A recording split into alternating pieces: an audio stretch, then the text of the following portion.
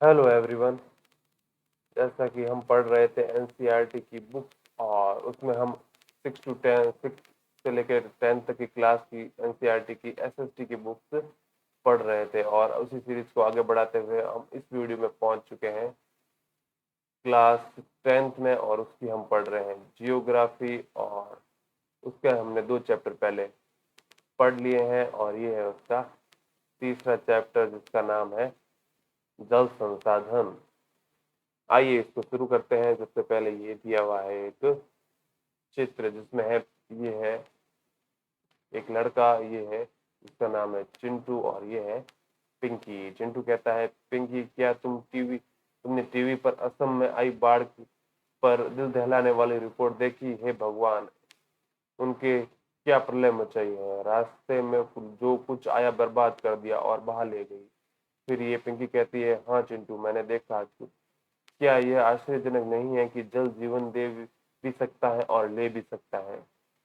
हम पानी के लिए बिना क्या करेंगे? मेरे पिताजी मुझे बता रहे हैं कि उनके कारखाने में बहुत सारी चीजों के लिए काफी जल की आवश्यकता होती है। क्या तुम जानते हो कि मशीनों को ठंडा करने के लिए भी जल की आवश्यकता होती है? कारखाने की जल विद्युत संयंत्र द्वारा पैदा की हुई बिजली से चलता है। मैं मैं समझ सकती हूँ कि विविध युगों में मानव नदियों और अन्य जल स्रोतों जैसे झरना, झीलों, पोखरों और मरुद्यानों के आसपास क्यों बसता था।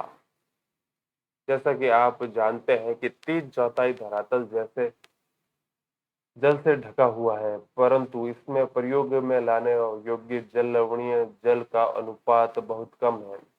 इस लवणीय जल में हमें सतही अपवाह और भूमजल स्रोत से प्राप्त होता है, जिसका लगातार नवीनीकरण और पुनर्भरण जलीय चक्र द्वारा होता है। सारा जल चक्र जलीय चक्र में गतिशील रहता है और इसके जल नवीनीकरण सुनिश्चित होता है। आपको आश्चर्य हो रहा होगा कि जब पृथ्वी का 3/4 भाग जल से घिरा है तो और जल का नवीनीकरण योग्य संसाधन है, तब भी जीवन विश्व के अनेक देशों और क्षेत्रों में जल की कमी कैसे है। ऐसी भविष्यवाणी क्यों की जा रही है कि 2025 से 20 करोड़ लोगों को जल की नितांत कमी झेलेंगे। यह दुर्लभता और जल संसाधन एवं प्रबंधन की आवश्यकता है। जल के विशाल भंडार और इसके नवीनीकरण योग्य गुणों के होते हुए यह सोचना भी मुश्किल है कि हमें जल दुर्बलता का सामना करना पड़ सकता है। जैसा कि हम जल की कमी की बात करते हैं, हमें तत्काल ही कम वर्षा वाले क्षेत्रों या सूखाग्रस्त इलाकों का ध्यान आता है। हमारे मानस पटल पर तुरंत राजस्थान के मरुस्थल और जल से भरे मटके संतुलित करती हुई नल भरने के लिए लंबा रास्ता तय करती पनिहारियों का चित्र चित्रित हो जाते हैं। यह सच है कि वर्षा और वार्षिक मौसमी परिवर्तन के कारण जल संसाधनों की उपलब्धता में समय और स्थान के अनुसार विभिन्नता है, परंतु अधिकता जल की कमी, उसके अतिशोषण, अत्यधिक प्रयोग और समाज में विभिन्न वर्गों में जल के असमान वितरण के कारण होता है। क्या यह संभव है कि किसी क्षेत्र में प्रचुर मात्रा में जल संसाधन होने के बावजूद भी वहां जल की दुर्लभता हो? हमारे कुछ शहर इसके उदाहरण हैं। अतः जल दुर्लभता अत्यधिक बढ़ती जनसंख्या और उसके परिणाम स्वरूप जल की बढ़ती मांग और उसके असमान वितरण का परिणाम हो सकता है। जल अधिक जनसंख्या के लिए घरेलू उपयोग में ही नहीं बल्कि अधिक अनाज उगाने के लिए भी चाहिए। अतः अनाज का उत्पादन बढ़ाने के लिए जल संसाधनों का अतिशोषण करने की सिंचित क्षेत्र बढ़ाया जा सकता है और शुष्क ऋतु में भी खेती की जा सकती है। सिंचित कृषि से जल का सबसे अधिक ज्यादा उपयोग होता है। तो शुष्क कृषि तकनीकी तथा सूखा प्रतिरोध फसलों के विकास द्वारा अब कृषि क्षेत्रों में क्रांति लाने की आवश्यकता है। यह है एक और इजराइल जैसे 25 सेंटीमीटर औसत वर्षा वार्षिक वर्षा वाले देश में जल का कोई अभाव नहीं है, तो दूसरी ओर 114 सेंटीमीटर औसत वार्षिक वर्षा वाले हमारे देश में प्रतिवर्ष किसी भाग में सूखा अवश्य पड़ता है। देश के जल की उपलब्धता और इसके स्वरूप के अनुसार समुचित जल प्रबंधन न होने के कारण ही वर्षा का जल नदी तालों में तेजी से बहकर समुद्र में चला जाता है। इससे वर्षा के बाद के लगभग 9 महीने के लिए पानी की कमी होती है। यही मूल कारण है देश में जलीय प्रभाव अभाव के, जिससे हम उचित प्रबंधन से के द्वारा ही नियंत्रित कर सकते हैं।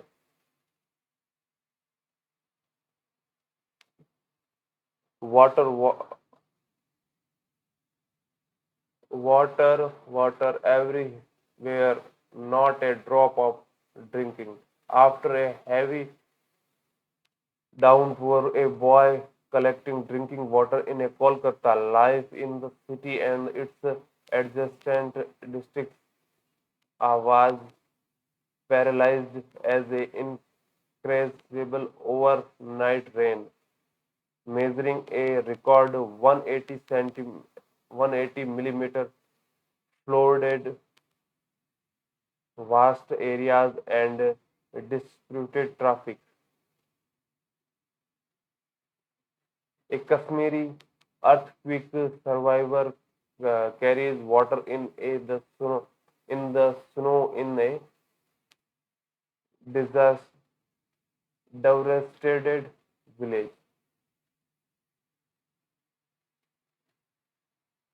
आपने टेलीविजन विज्ञापनों में देखा होगा कि बहुत से किसानों के खेतों पर अपने निजी कुएं और नलकूप हैं, जिससे सिंचाई कर कि वे उत्पादन बढ़ा सकते हैं, परंतु आपने सोचा है कि इसका परिणाम क्या हो सकता है?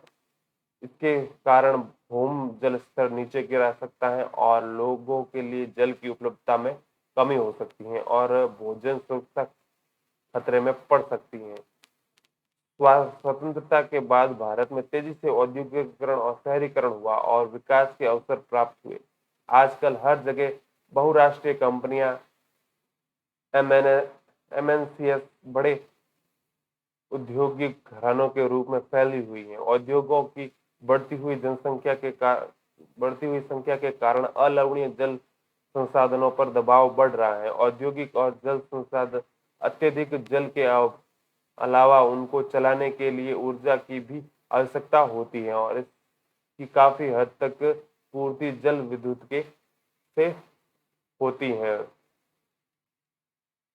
वर्तमान समय में भारत के कुल विद्युत का लगभग 22% भाग जल विद्युत से प्राप्त होता है। इसके अलावा शहरों की बढ़ती संख्या और जनसंख्या तथा शहरी जीवन शैली के कारण न केवल जल और ऊर्जा की आवश्यकताओं में बढ़ोतरी हुई है, अपितु इनमें इनसे संबंधित समस्याओं और गहरी हुई है। यदि आप शहरी आवास समितियों या कॉलोनियों पर नजर डालें तो आप पाएंगे कि इनके अंदर जल आपूर्ति के लिए नलकूप स्थापित किए गए हैं। इसके में कोई आश्चर्य नहीं है कि शहरों में जल संसाधनों का अतिशोषण हो रहा है और इसकी कमी होती जा रही है।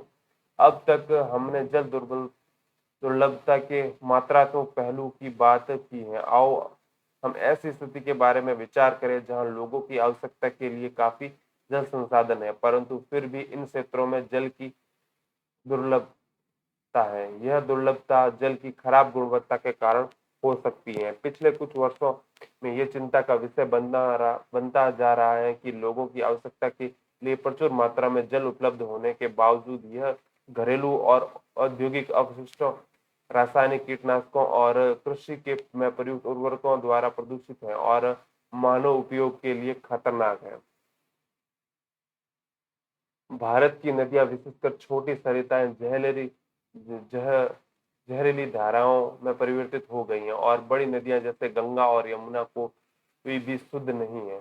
बढ़ती जनसंख्या, कृषि आधुनिकीकरण, नगरीकरण और औद्योगिकीकरण का भारत की नदियों पर अत्यधिक दुष्प्रभाव है और हर दिन गहराता जा रहा है। इसके संपूर्ण जीवन खतरे में है। आपने अनुभव कर लिया होगा कि समय की मांग है कि हम अपने जल संसाधनों का संरक्षण और प्रबंधन करें, स्वयं को स्वास्थ्य ये संबंधी खतरों से बचाएं, खाद्यान्न सुरक्षा, अपनी आजीविका और उत्पादन क्रियाओं की निर्भरता को सुनिश्चित करें और हमारे प्राकृतिक परितंत्र को निम्नलिखित होने से बचाएं। जल संसाधनों के अतिशोषण और कुप्रबंधन से इन संसाधनों का ह्रास हो रहा है और पारिस्थितिक संकट की समस्या पैदा हो सकती है। इसका हमारे जीवन पर गंभीर प्रभाव हो सकता है। बहुउद्देशीय नदी परियोजनाओं और समन्वित जल प्रबंधन संसाधन प्रबंधन। हम जल का संरक्षण और प्रबंधन कैसे करें? पुरातत्व वैज्ञानिकों और इतिहासकार अभिलेख दस्तावेज बताते हैं कि हमारे प्राचीन काल में सिंचाई के लिए पत्थरों और मलबे के बांध, जलाशय अथवा झीलों के तटबंध और नहरों जैसी उत्कृष्ट जलीय कृतियां बनाई गई है। इनमें कोई आश्चर्य नहीं है कि हमने यह परिपाटी आधुनिक भारत में जारी रखी है और अधिकतर नदियों के बेसिनों में बांध बनाए हैं। प्राचीन भारत में जलीय कृतियां। ईसा के एक शताब्दी पहले इलाहाबाद में नजदीक सिंगवेरा में गंगा नदी के की बाढ़ से जल को संरक्षित करने के लिए एक उत्कृष्ट जल संग्रहण तंत्र बनाया गया था।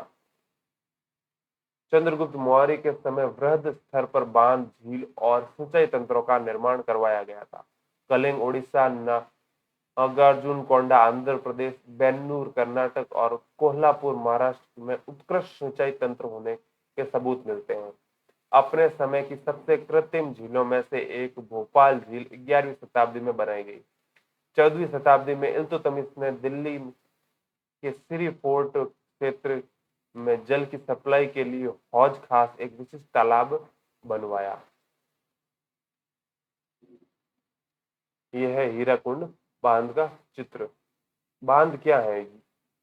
वे हमें जल संरक्षण और प्रबंधन में कैसे सहायता करते हैं? परंपरागत बांध नदियों और वर्षा जल को इकट्ठा करने के बाद उन्हें खेतों की सिंचाई के लिए उपलब्ध करवाते थे। आजकल बांध सिर्फ सिंचाई के लिए नहीं बनाए जाते, अपितु उनका उद्देश्य विद्युत उत्पादन, घरेलू और औद्योगिक उपयोग, जल आपूर्ति, बाढ़ नियंत्रण, मनोरंजन, आंतरिक नौचालन और मछली पालन भी है। अत्यधिक इसलिए बांधों को बहुउद्देशीय परियोजनाओं में भी कहा जाता है, जहां यहाँ एक तंत्रीय जल के अनेक उपयोग समन्वित होते हैं। उदाहरण के तौर पर संतुलित व्यास बेसिन में भाखड़ा नागल परियोजना जल विद्युत उत्पादन और सिंचाई दोनों के काम में आती है। इसी प्रकार महानदी बेसिन में हीराकुंड परियोजना जल संरक्षण और बाढ़ नियंत्रण का समन्वय है। बांध बांध बहते जल को रोकने, दिशा देने या बहाव कम करने के लिए खड़ी की गई बाधा है, जो आमतौर पर जलाशय, झील अथवा जल भरण बनाती है। बांध का अर्थ जलाशय से लिया जाता है, न कि इसके ढांचे से। अधिकतर बांधों में एक ढलवा हिस्सा होता है जिसके ऊपर से या अंदर से जल रुक कर लगातार बहता है। बांधों का वर्गीकरण उनकी सिंचाई और उद्देश्य या ऊंचाई के अनुसार किया जाता है। संरचना और उसके प्रयुक्त पदार्थों के आधार पर बांधों को लकड़ी में बांधकर तटबंध बांध या पक्का बांध के अलावा कई उपवर्गों में बांटा जा सकता है। ऊंचाई के अनुसार बांधों को बड़े बांध और मुख्य बांध या नीचे बांध, मध्य बांध और उच्च बांधों में वर्गीकृत किया जा सकता है। स्वतंत्रता के बाद की गई समन्वित जल संसाधन प्रबंधन उपागम पर आधारित बहुउद्देशीय परियोजनाओं को उपनिवेशन काल में बंधी बाधाओं को पार करते हुए देश को विकास और समृद्धि के रास्ते पर ले जाने वाले वाहन के रूप में देखा गया। जवाहरलाल नेहरू गर्व से बांधों को आधुनिक भारत के मंदिर कहा करते थे। उनका मानना था कि इन परियोजनाओं के चलते कृषि और ग्रामीण अर्थव्यवस्था, औद्योगिकरण और नगरीय अर्थव्यवस्था संबंधित रूप से विकास करेगी। पिछले कुछ वर्षों से बहुउद्देशीय परियोजनाओं और बड़े बांध कई कारणों से निरीक्षण और विरोध के विषय बन गए हैं। नदियों पर बांध बनने और उनका बहाव नियंत्रित करने से उनका प्राकृतिक बहाव अवरुद्ध हो गया है, जिसके कारण तलछट बहाव कम हो जाता है और अत्यधिक तलछट जलाशय की तली पर जमा हो जाता है, जिससे नदी का तल अधिक चट्टानी हो जाता है और नदी जलीय जीव आवासों में भोजन की कमी हो जाती है। बांध नदियों को टुकड़ों में बांट देते हैं, जिससे विशेषकर अंडे देने की ऋतुओं में जलीय जीवों का नदियों में स्थानांतरण अवरुद्ध हो जाता है।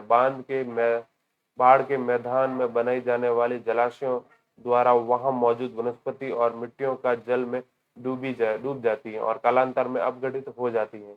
बहुउद्देशीय परियोजनाओं और बड़े बांध एवं पर्यावरणीय आंदोलन जैसे नर्मदा बचाओ आंदोलन और टिहरी बांध आंदोलन के हम कारण भी बन गए हैं। इन परियोजनाओं का विरोध मुख्य रूप से स्थानीय समुदायों के वृहद स्तर पर विस्थापन के कारण है। आमतौर पर स्थानीय लोगों को उनकी जमीन, आजीविका और संसाधनों से लगाव एवं नियंत्रण देश की बेहतरी के लिए कुर्बान करना पड़ता है। इसलिए अगर स्थानीय लोगों को इन परियोजनाओं का लाभ नहीं मिल रहा तो किनको मिल रहा है? शायद जमींदारों और बड़े किसानों को या उद्योगपतियों को। कुछ नगरीय केंद्रों को गांवों के भूमिहीन को लीजिए, क्या वे वास्तव में ऐसी परियोजनाओं से लाभ उठा रहे हैं?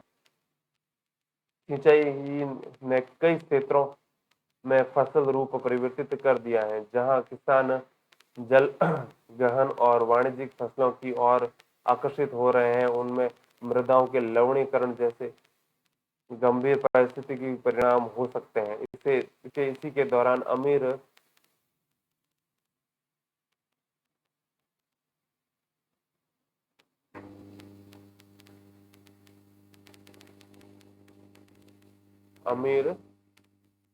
भूमि मालिकों और गरीब भूमिहीनों को सामाजिक दूरी बढ़ाकर सामाजिक परिदृश्य बदल दिया है। जैसा कि हम देख सकते हैं कि बांध उसी जल के अगल बगल पर उपयोग और लाभ चाहते हैं वाले लोगों के बीच संघर्ष पैदा करते हैं। गुजरात में साबरमती बेसिन में सूखे के दौरान नगरीय क्षेत्रों में अधिक जल आपूर्ति देने पर परेशान किसान उपद्रव पर उतारू हो गए। बहुउद्देशीय परियोजनाओं में के लागत और लाभ में बंटवारे को लेकर अंतर्राज्यीय झगड़े आम होते जा रहे हैं। इसी बीच हम आने वाली जानकारी को पढ़े तो वो थी कि ये एक थी, हमें आषाढ़ में फसलें बोई, हम भद्रा के भादू लाएंगे। बाढ़ में दामोदर फैल गए हैं, नाव इनमें नहीं चलेगी। ओह दामोदर, हम आपके पैर पड़ते हैं। बाढ़ का कहर कुछ कम करो, भादू 1 साल का बाद आएगा, अपनी सतह पर नाव चलने दो। ये लोकप्रिय भादू गीत दामोदर घाटी के क्षेत्र में गाया जाता है, जो शोक की नदी कही जाने वाली दामोदर नदी के में बाढ़ के दौरान आने वाली समस्याओं का वर्णन करता है। इसके बाद है कि नर्मदा बचाओ आंदोलन एक गैर सरकारी संगठन, एनजीओ और जो जनजातीय लोगों, किसानों और पर्यावरणविदों और मानवाधिकार कार्यकर्ताओं को गुजरात में नर्मदा नदी पर सरदार सरोवर बांध के विरोध में लामबद्ध करता है। मूल रूप से शुरू में यह आंदोलन जंगलों के बांध में पानी में डूबने जैसे पर्यावरणीय मुद्दे पर केंद्रित था। हाल ही में इन आंदोलन का लक्ष्य बांध में विस्थापित गरीब लोगों को सरकारी रूप से पुनर्वास सुविधाएं दिलाने हो गया है। लोगों ने सोचा कि उनकी यातनाएं व्यर्थ नहीं जाएगी। विस्थापन का शोक स्वीकार किया, यह विश्वास करके ही सिंचाई के प्रयास में वे मालामाल हो जाएंगे। प्राय रिहद के उत्तरजीवियों ने हमें बताया कि उन्होंने अपने कष्टों को देश के लिए कुर्बानी के रूप में स्वीकार किया, परंतु अब 30 साल के कड़े अनुभव के बाद जब उनकी आजीविका और अधिक जोखिम भरी हो गई है तो पूछते जा रहे हैं, हमें भी देश के लिए कुर्बानी देने के लिए क्यों चुना गया? ये है इस स्रोत से प्राप्त जानकारी। फिर है कि क्या आप जानते हैं सरदार सरोवर बांध गुजरात के नर्मदा नदी पर बनाया गया है। यह भारत की एक बड़ी जल संसाधन परियोजना है, जिसमें 4 राज्य महाराष्ट्र, मध्य प्रदेश, गुजरात व राजस्थान सम्मिलित है। सरदार सरोवर परियोजना गुजरात 9,490 गांवों तथा 173 कस्बों तथा राजस्थान 124 गांवों के सूखाग्रस्त तथा मरुस्थलीय भागों की जल की आवश्यकता को पूरा करेगी। फिर है कि क्या आप जानते हैं कि कृष्णा गोदावरी विवाद की शुरुआत महाराष्ट्र सरकार द्वारा कोयना पर जल विद्युत परियोजना के लिए बांध बनाकर जल की दिशा में परिवर्तन कर कर्नाटक और आंध्र प्रदेश की सरकारों द्वारा आपत्ति जताए जाने से हुई है। इसमें इन राज्यों में पड़ने वाली नदी के निचले हिस्से में जल प्रवाह कम हो जाएगा और कृषि और उद्योग पर विपरीत असर पड़ेगा। ये है मानचित्र जिसमें दिखाया गया है प्रमुख नदियां और बांध, वो भी भारत की। तो ये आप ऊपर से लेके कश्मीर से लेके ये राजस्थान, इधर अरुणाचल प्रदेश तक और नीचे ये पेरियार नदी तमिलनाडु और केरल के बीच की नदी तक सारी नदियां और उन पर बने प्रमुख बांधों को देख सकते हैं। उसके बाद है नदी परियोजनाओं पर उठ रही अधिकतर आपत्तियां उनके उद्देश्यों में विफल हो जाने पर है। यह एक विडंबना ही है कि जो बांध बाढ़ नियंत्रण के लिए बनाए जाते हैं उनके जलाशयों में तल छट जमा हो जाने से वे बाढ़ आने के कारण बन जाते हैं।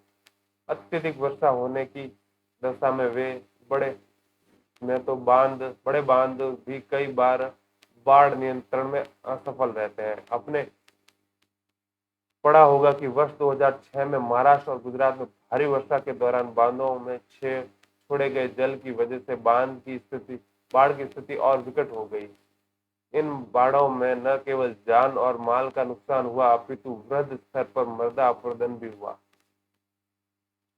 बाढ़ के जलाशय पर तलछट जमा होने का अर्थ यह भी है कि यह तलछट जो भी एक प्राकृतिक उर्वरक है बाढ़ के मैदानों तक नहीं पहुंची, जिसके कारण भूमि निम्नीकरण की समस्या उत्पन्न बढ़ती है। तो यह भी माना जाता है कि बहुउद्देशीय परियोजनाओं के कारण भूकंप आने की संभावना भी बढ़ जाती है और अत्यधिक जल के उपयोग से जल जनित बीमारियां, फसलों में कीटाणु जनित बीमारियां और प्रदूषण फैलता है।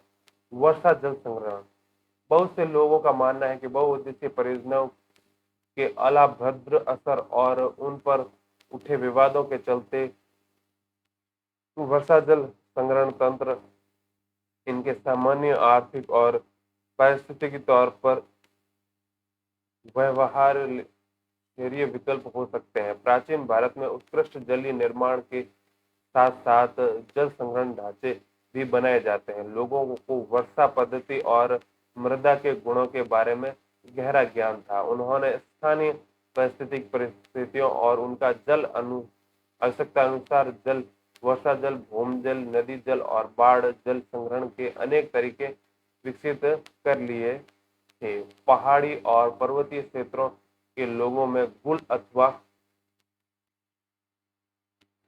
कुल, पश्चिमी हिमालय जैसी वाहिकियां, नदी की धाराएं तथा जल बदलकर खेतों में सिंचाई के लिए बनाई हैं। पश्चिमी भारत विशेषकर राजस्थान में पीने का जल एकत्रित करने के लिए छत वर्षा जल संग्रहण का तरीका आम है। पश्चिमी बंगाल में बाढ़ के मैदान में लोग अपने खेतों की सिंचाई के लिए बाढ़ जल वाहिकाएं बनाते हैं। शुष्क और अर्ध शुष्क क्षेत्रों में खेतों में वर्षा जल एकत्रित करने के लिए गड्ढे बनाए जाते हैं ताकि मृदा को सिंचित किया जा सके और संरक्षित जल और खेती के लिए उपयोग में लाया जा सके। राजस्थान के जिले जैसलमेर में खादिन और अन्य क्षेत्रों में जोहड़ इसके उदाहरण है। राजस्थान में अर्ध शुष्क और शुष्क क्षेत्र विशेषकर बीकानेर, फलोदी, बाड़मेर लगभग हर घर में पीने का पानी संग्रहित करने के लिए भूमिगत टैंक अथवा टांका हुआ करते थे। इसका कारण एक बड़े कमरे में जितना हो सकता है। फलोदी एक घर में 6.1 मीटर गहरा और 4.27 मीटर लंबा और 2.44 मीटर चौड़ा टांका था। टांका यहाँ सुव्यवस्थित छत वर्षा जल संग्रहण तंत्र का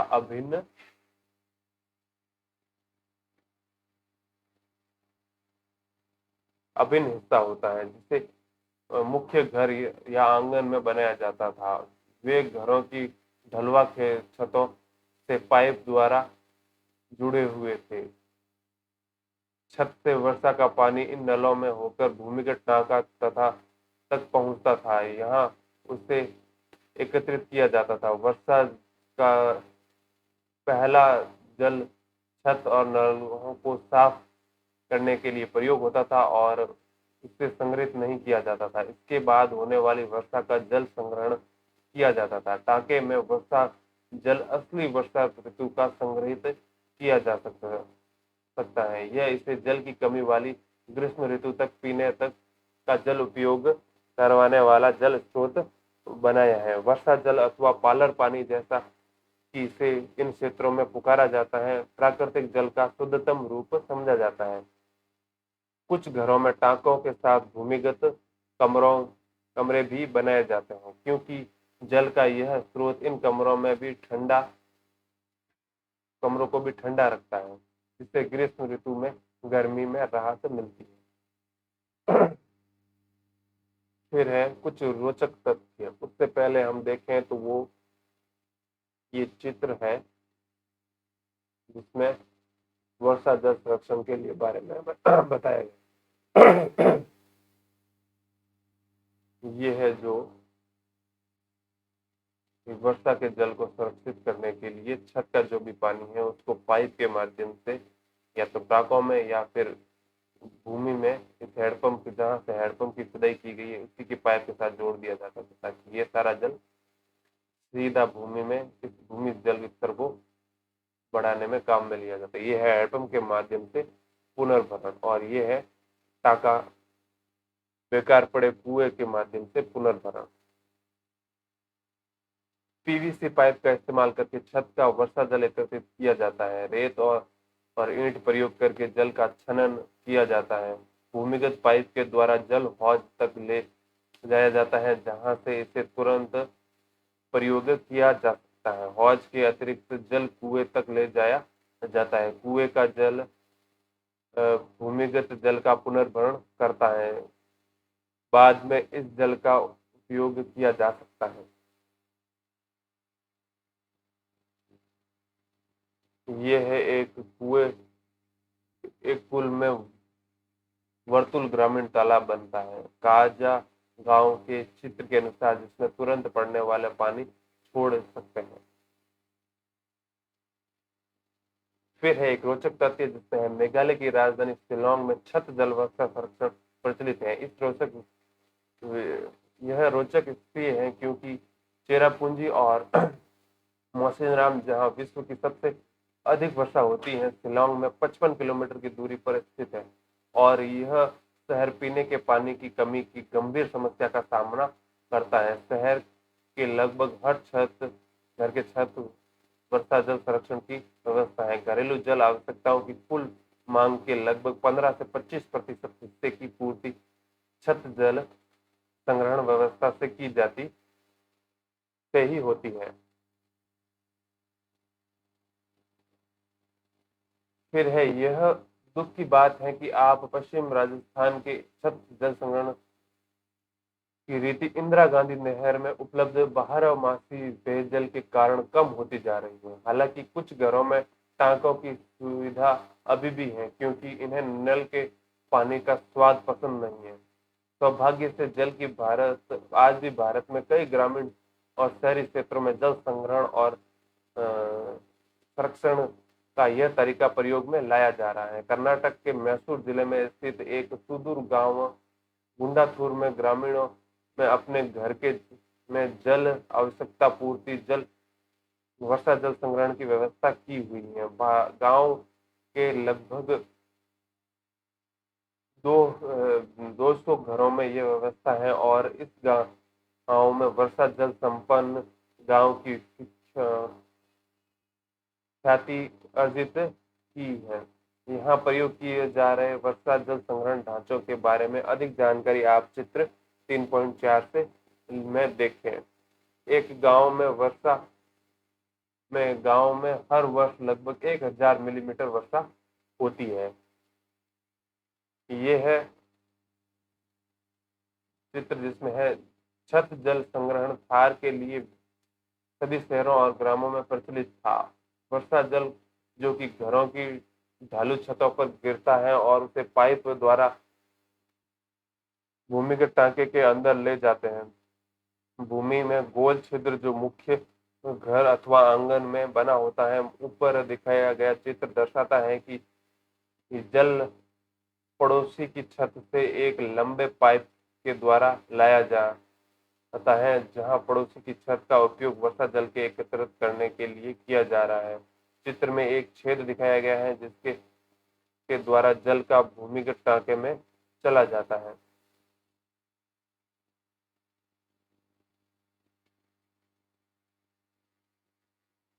ये है बांस ड्रिप सिंचाई प्रणाली। मेघालय में नदी से व झरनों के बांस जल को बांस द्वारा अपने बने पाइप द्वारा एकत्रित करके 200 वर्ष पुरानी विधि प्रचलित है। लगभग 18 से 20 लीटर सिंचाई पानी बांस पाइप से आ जाता है तथा इसे सैकड़ों मीटर की दूरी तक ले जाया जाता है। अंत में पानी का बहाव 200 से 80 बूंद प्रति मीटर मिनट तक घटकर पौधे पर छोड़ दिया जाता है। चित्र है पहाड़ी शिखरों पर सदा मेरा झरनों की दिशा परिवर्तित करने के लिए बांस के पाइपों के उपयोग किया जाता है। इन पाइपों के माध्यम से गुरुत्वाकर्षण द्वारा जल पहाड़ के निचले स्थानों तक पहुंच जाता है। ये थे चित्र के बारे में। अगला चित्र देखें तो वो है बांस के निर्मित चैनल के पौधों के स्थान पर एक जल का बहाव परिवर्तित करने के लिए पौधे तक बांस पाइप से बनाई गई बिछाई हुई विभिन्न जल शाखाओं के में जल वितरित किए जाता है। पाइपों में जल प्रवाह इनकी स्थितियों में परिवर्तन करके नियंत्रित किया जाता है। ये चित्र है। यदि पाइपों को सड़क पार ले जाना हो तो उन्हें भूमि या ऊंचाई से ले जाया जाता है। फिर ये अंतिम दो चित्र हैं वो है संकुचित किए हुए चैनल सेक्शन और पथांतरण इकाई जल सिंचाई के अंतरिम चरण के प्रयोग की जाती है। अंतिम चैनल सेक्शन में पौधों की जड़ों के निकट जल गिराया जाता है। और ये पहले हम कहाँ पढ़ रहे थे?